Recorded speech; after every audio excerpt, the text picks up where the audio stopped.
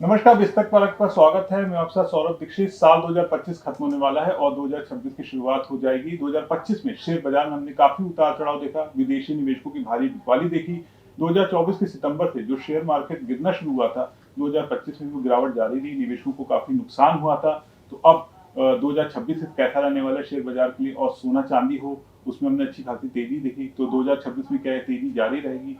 बहुत सारे सवाल हैं और आज हमारे साथ इस पर बात करने के लिए बहुत ही खास मेहमान मौजूद हैं विस्तक पर। ज्योतिषाचार्य संजीव शांडिल्य त्यागी सर। और बता दें आपको कि सर ने जो है 2025 में काफी शेयर मार्केट को लेकर बातें कही थी, वो काफी सच साबित हुई। तो सर, आपका बहुत बहुत स्वागत है विस्तक पर। नमस्कार। तो 2026 विस्तक के सभी दर्शकों को मेरा नमस्कार और नव वर्ष की बहुत सारी शुभकामनाएं। सर, 2025 में आपने कई बातें कही थी, चाहे भारत की अर्थव्यवस्था पर हो या शेयर बाजार को लोग के हो, वो काफी सही साबित हुई। आपने कहा था सोने चांदी के रेट काफी हमें तूफानी तेजी देखने को मिलेगी, वो भी हमने देखा कि 2025 में तूफानी तेजी जारी रही। तो अब 2026 आने वाला है और बहुत सारे सवाल हैं। तो सर, पहला सवाल तो ये है, शेयर बाजार को लेके पूछ लेता हूँ कि शेयर बाजार की चाल कैसी रहने वाली है 2026 में, और कौन सा वो ग्रह होगा जो बाजार की जो चाल है उसको तय करेगा?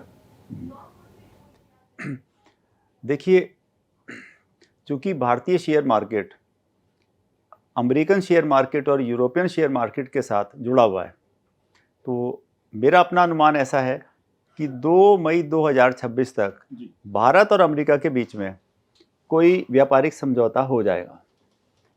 2026 मई के बाद शेयर मार्केट के अंदर स्टेबिलिटी दिखाई देगी, स्थिरता दिखाई देगी और शेयर मार्केट में धीरे धीरे बट स्टडी प्रोग्रेस आपको देखने को मिलेगी। बट 2 मई 2026 से पहले आपको शेयर मार्केट के अंदर थोड़ा जिगजैग वाली कंडीशन रहेगी, कभी नीचे जाएगा कभी ऊपर जाएगा। बट 2 मई 2026 के बाद देश का शेयर मार्केट एक स्पीड पकड़ेगा और देश के जो आम इन्वेस्टर्स हैं उनको निश्चित रूप से फायदा होगा। सर, 2025 में हमने देखा कि विदेशी निवेशकों की बिकवाली काफी जारी थी और बहुत सारा पैसा विदेशी निवेशक जो भारतीय बाजार से पैसा निकाल के ले गए। और क्योंकि जो शेयर बाजार गिरा है उसका एक कारण ये भी बताया जा रहा है कि विदेशी निवेशकों ने तेजी से पैसा निकाला भारतीय बाजार से। हालांकि जो घरेलू निवेशक हैं वो पैसा डालते रहे, लेकिन विदेशी निवेशक क्योंकि पैसा निकाल ही रहे तो डावाडोल रहा मार्केट एक तरीके। अब 2026 आने वाला है, तो ये विदेशी निवेशक क्या वापस आएंगे भारतीय बाजार में अपना पैसा लगाने के लिए, या अभी 2026 में भी कुछ उनका रुख जो है वही है कि पैसा निकालने वाला रहने वाला है? सौरभ जी, आपने बहुत अच्छा क्वेश्चन पुट अप किया जी। 2026 के इनिशियल लेवल पे पूरे जनवरी महीने के अंतर्गत जो विदेशी इन्वेस्टर्स हैं वो निकासी करते रहेंगे और ये ट्रेंड फरवरी तक भी जारी रहेगा। बट 15 मार्च के बाद जो विदेशी इन्वेस्टर्स हैं दोबारा से हमारे इंडियन मार्केट के अंदर इन्वेस्टमेंट करेंगे और 15 अप्रैल से लेके 15 जुलाई तक बहुत अच्छी खासी जो फॉरेन एफडीज हैं वो भारतीय क्षेत्र में, भारतीय मार्केट्स में आने वाली हैं। तो फरवरी तक जो विदेशी इन्वेस्टर्स हैं उनका भारत की तरफ इतना फोकस और कंसंट्रेशन नहीं होगा, लेकिन 15 अप्रैल से लेके और 15 जुलाई तक ठीक ठाक विदेशी इन्वेस्टमेंट भारतीय बाजार में आएगा। सर, 2026 में कोई बड़ा टर्निंग पॉइंट दिख रहा है शेयर बाजार के लिए? कोई ग्रह ऐसा जो थोड़ा सा टर्निंग पॉइंट दे दे बाजार के लिए, कुछ ऐसा नजर आ रहा है? सौरभ जी, जैसे कि मैं भारत की जन्मपत्री देख पा रहा हूँ तो 15 मार्च 2026 से लेके और फिर 15 जुलाई 2026 तक भारतीय मार्केट में एक ये टर्निंग पॉइंट रहेगा।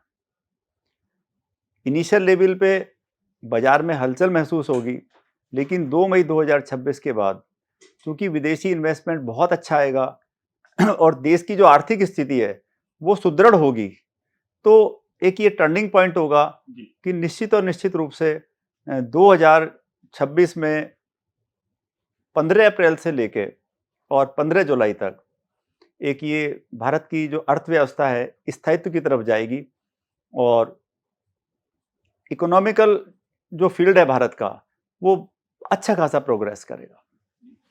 आपको बता दें, सर जो है वो भारत की वो कुंडली बना के लाए, तो ग्रहों के हिसाब से जानकारी दे रहे हैं 2026 कैसा रहने वाला है। 2025 में जो सर ने भारत की कुंडली देखी, जो प्रिडिक्शन किए थे वो काफी सही साबित हुए थे। चाहे एफआईआई की बिकवाली की बात हो, सोने चांदी में तेजी की बात हो, या शेयर बाजार के रुख की बात हो, तो काफी सही रहे थे। तो सर से हम समझने की कोशिश कर रहे हैं 2026 कैसा रहने वाला है। सर, सोने चांदी को लेके क्या रहने वाला है, क्योंकि अब रेट तो बहुत ज्यादा हो गए, सोना हो चांदी बहुत ज्यादा बढ़ गए हैं, और जो छोटे निवेशक हैं वो पैसा लगाना चाहते हैं लेकिन रेट ज्यादा है, तो क्या वो सोच रहे हैं कि अब ये रेट नीचे आएंगे 2026 में, या फिर जो तांबे वाली बात आ रही है कि तांबा नया जो है सोना चांदी बन सकता है, उसमें तेजी आ सकती है। तो क्या कहने सर ग्रह 2026 में किस में तेजी रहेगी और क्या करना चाहिए छोटे निवेशकों को? सौरभ जी, जैसे कि मैं भारत की ये जन्मपत्री मेरे सामने इसको देख पा रहा हूँ, तो 1 जनवरी को भारत की जन्मपत्री में चंद्रमा, जो चांदी के ही कारक हैं, वो लाभ स्थान में उच्च राशि के होकर बैठ गए हैं। तो इस साल 26 मई से पहले अगर भारतीय इन्वेस्टर्स चांदी के अंदर इन्वेस्ट करेंगे इन कंपैरिजन ऑफ गोल्ड, तो चांदी के अंदर उनको ज़्यादा फायदा होगा। दूसरी बात यह है कि पूरे साल चांदी में ठीक ठाक ग्रोथ आपको देखने को मिलेगी, पर इसका यह मतलब नहीं है कि गोल्ड के अंदर आपको ग्रोथ देखने को नहीं मिलेगी। गोल्ड के अंदर जो ग्रोथ आएगी वो 2 मई 2026 के बाद आएगी, क्योंकि 2 मई 2026 तक जो सोना जो मेटल होती है उसके कारक सूर्य देवता और मंगल देवता ये साथ साथ हैं, और साथ में मंगल देवता 2 मई तक अस्त हैं। तो जिन इन्वेस्टर्स को गोल्ड के अंदर इन्वेस्टमेंट करना है, मेरी उनको ये सलाह है कि 2 मई 2026 तक वो वेट करें, उसके बाद वो गोल्ड के अंदर इन्वेस्ट करें। इसके अलावा एक बात और बताना चाहेंगे सौरभ जी, कि चांदी ही नहीं, जो तीसरी धातु है तांबा है जिसके बारे में बात कर रहे हैं, अगर भारतीय इन्वेस्टर्स 15 अप्रैल के बाद तांबे के अंदर भी इन्वेस्ट करते हैं तो उनको भी निश्चित रूप से अच्छा खासा लाभ होने की संभावना दिखाई दे रही है। प्लस एक और है प्लेटिनियम। तो चूंकि चंद्रमा लाभ स्थान में भारत की कुंडली में उच्च राशि के होकर बैठे हैं, तो प्लेटिनियम के अंदर भी अगर आप इन्वेस्टमेंट करते हैं तो उसमें भी आपको अच्छा खासा फायदा होने की संभावनाएं दिखाई मेरे को दे रही हैं। आपको एक डिस्क्लेमर दे दें कि सर जो है वो कुंडली, भारत की कुंडली के आधार पे ये बता रहे हैं, एक अनुमान है, हम आपको निवेश करने या नहीं करने में कोई सलाह नहीं दे रहे हैं, सर भी कोई सलाह नहीं दे रहे हैं। अगर आपको कहीं पर भी निवेश करना है तो एक बार अपने एक्सपर्ट से जो है राय जरूर ले लें। हम आपको कोई सलाह नहीं दे रहे निवेश करने की। सर, राशि के हिसाब से अगर देखें तो लोग ये जानना चाहते हैं, काफी क्वेश्चन रहता है कि कौन सी राशियां हैं जिनके लिए 2026 अच्छा रहेगा, अगर पैसे के नजरिए से देखें वो अच्छा पैसा कमाएंगे, कौन सी राशियां? सौरभ जी, 4 राशि ऐसी हैं जो अगर वो राशि वाले अगर गोल्ड के अंदर, सिल्वर के अंदर अगर इन्वेस्ट करते हैं तो उनको निश्चित रूप से फायदा होगा। तो टोटल मिला के तो 12 राशि होती है।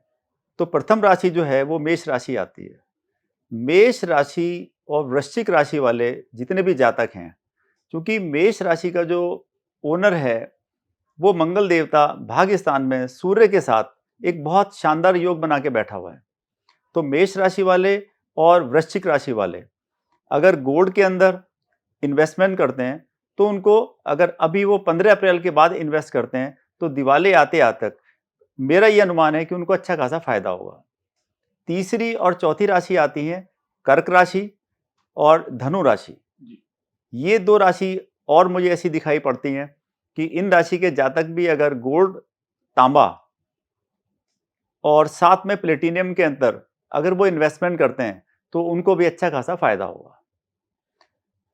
कुछ राशि ऐसी हैं जो इन्वेस्टमेंट अगर करें तो वो अपने फाइनेंशियल एक्सपर्ट से पहले सलाह मशवरा करके करें, वरना उनको फायदे की जगह नुकसान होने की संभावना हो सकती है। ऐसा भी हो सकता है पिछले कुछ समय से उनको लाभ हुआ हो, इस बार उनको नुकसान होने की संभावना है। ऐसी 2 राशि जिनको मुझे समझ में आता है वो एक मकर राशि है और दूसरा जो राशि है वो कुंभ राशि है। कुंभ राशि पे शनिदेव की 7.5 चली हुई है, तो कुंभ राशि वाले जातक गोल्ड के अंदर और प्लेटिनियम के अंदर सोच समझकर इन्वेस्ट करें, कहीं ऐसा ना हो कि आपको फायदे की जगह नुकसान हो जाए। जी, सबने बहुत इंपॉर्टेंट बात है। एक चीज ये भी जानना चाहिए, जब शुरुआत होती है, जब शेयर बाजार खुलता है सुबह सुबह, तो जो निवेशक है उसको कैसे बैठना चाहिए, क्या तैयारी करके बैठना चाहिए, किसको फायदा हो, ग्रह जो है उसको सपोर्ट करें? देखिए ये एक बहुत ही महत्वपूर्ण प्रश्न सौरभ जी ने किया है कि किस तरीके से जब आप मार्केट खुलता है तो उस समय किस तरीके से आप बैठें, क्या पूजा करें, किस किस दिशा की तरफ आपका फेस हो। तो अगर आप मॉर्निंग में इन्वेस्टमेंट करते हैं तो एक विशेष बात बताना चाहेंगे कि मेष राशि वाले, वृष राशि वाले और साथ में वृश्चिक राशि वाले और सिंह राशि वाले जब भी इन्वेस्टमेंट करें तो वो पूरब दिशा की तरफ फेस करके इन्वेस्टमेंट करें। जो भी उनको कंप्यूटर पे कोई मेल भेजनी है, कुछ भी किसी भी अपने किसी फाइनेंशियल एक्सपर्ट से बात करनी है तो वो पूरब दिशा की तरफ करें। दूसरी विशेष बात यह है कि इन्वेस्टमेंट करने से पहले अगर आप श्री सूक्त का पाठ या तो करें या सुने। इन्वेस्टमेंट करने से पहले श्री सूक्त का पाठ या तो कर लें या सुन लें और साथ ही गणेश अथर्व शीर्ष अगर आप इस स्तोत्र का पाठ या करेंगे या सुनेंगे और उसके बाद इन्वेस्टमेंट करेंगे तो निश्चित रूप से मुझे ऐसा विश्वास है कि आपको उस इन्वेस्टमेंट में फायदा होगा। सर जैसे कहा जा रहा है कि 2026 जो है वो सूर्य देवता का साल है, रूल करेंगे 2026 में सूर्य देवता। तो ऐसे कौन सी भगवान है जिनकी पूजा करी जाए या आराधना कर ली जाए वो ज्यादा फलदायी होंगे अगर शेयर बाजार में देखा जाए पैसों के उससे? देखिए शेयर बाजार जो गवर्न होता है वो मेनली बृहस्पति देवता, बुध देवता और राहु देवता से गवर्न होता है। क्योंकि शेयर बाजार में कोई भी इन्वेस्टमेंट करने से पहले एक कंसल्टेंसी की जरूरत होती है। तो बृहस्पति देवता हमारे धर्म के देवता हैं और बुध देवता हमारे जो तकनीक है, जो कंसल्टेंसी है, जो ज्ञान है, बुद्धि है, उसके देवता हैं। और राहु देवता से अचानक धन की प्राप्ति होती है या अचानक धन का नुकसान होता है। तो अगर 12 राशि वाले जातक इन 3 ग्रहों की नियमित पूजा करते हैं, बृहस्पति देवता की और साथ में राहु देवता की और साथ में बुध देवता की, तो उनको निश्चित रूप से फायदा होगा। तो मैं पूरे ही 12 राशि वालों के लिए एक स्पेशल एक आपको चीज बताना चाहूंगा कि विष्णु सहस्त्रनाम अगर आप मॉर्निंग में सुबह या तो सुन लें या फिर कर लें तो निश्चित रूप से सभी राशि वालों को शेयर बाजार में जब इन्वेस्टमेंट करेंगे तो उनको फायदा होगा। तो विष्णु सहस्त्रनाम एक ऐसा गोपनीय स्तोत्र है जो किसी भी जातक, किसी भी राशि के जातक के लिए कोई भी फाइनेंशियल क्राइसिस आ रही है या किसी और क्षेत्र में कोई क्राइसिस आ रही है, अगर वो उसको लगातार सुनता है, करता है, तो उसको निश्चित रूप से जो फाइनेंशियल क्षेत्र के अंदर जो क्राइसिस आ रही हैं वो भी दूर होंगी और कोई पारिवारिक है या कोई बीमारी से संबंधित है तो वो भी दूर होंगी। तो ये आपने बहुत आसान तरीका बता दिया और सभी राशियों के लिए है तो बहुत आसान है और जरूर इसका फायदा उठाना चाहिए। तो बहुत सारे क्वेश्चन है, मैं तो लिख के ले आया क्वेश्चन जी। एक क्वेश्चन जैसे ये भी था कि सेक्टर को लेके था कि 2026 में कौन से सेक्टर सितारों के हिसाब से चमक सकते हैं, जैसे बैंकिंग, आईटी, डिफेंस या एनर्जी, कौन से सेक्टर लग रहा है सर 2026 में चलता हुआ दिखेगा? देखिएगा 31 मार्च 2026 तक जो एनर्जी सेक्टर है जी, उस सेक्टर के शेयर निश्चित रूप से उनके अंदर बूम आने वाला है, चाहे वो अडानी जी से रिलेटेड हो या किसी भी एनर्जी के फील्ड के अंदर वो शेयर आते हों।